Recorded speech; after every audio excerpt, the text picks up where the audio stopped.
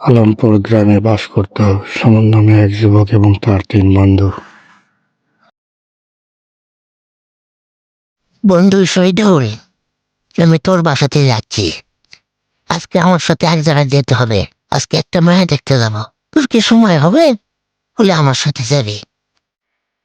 আরে বন্ধু সুমন, তুই মেয়ে দেখতে যাবি আর আমরা যাবো না? এটা কোনো কথা হলো? ঠিক আছে বন্ধু, আমি যাবো। ঠিক আছে, তাহলে বৈকাল বেলা যাবো। সবাই আইস।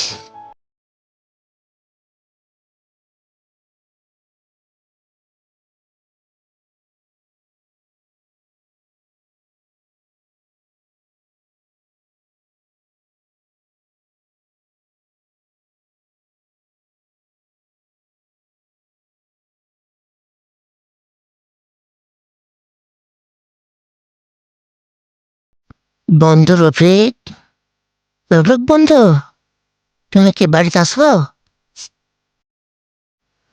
আরে কে দেখে? আদিন, আরে বন্ধু শোন, কি বলবা? তুমি এখানে কি দরকার? বন্ধু, আমার বিয়ের জন্য একটি মেয়ে দেখা হয়েছে। যদি তোমরা আমার সাথে যাও তাহলে মেয়েটাকে আজকে দেখে কথা ফাইনাল করবো।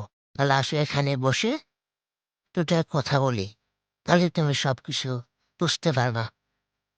ঠিক আছে বন্ধু, আসো। আরে বন্ধু সুমনের তো খুশির কথা। ঠিক আছে বন্ধু, আমার এলাকা করেছেন দেব না।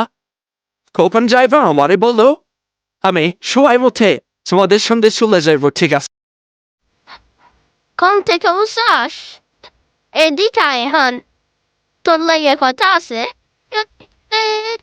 কথা হইলো কি, হলে যাস না, আজকে পত্র বা খাইব তোরে দেখতে। এভাবে এদিকে ঘোরাফেরা না করিয়া তুই ঘরেই যা।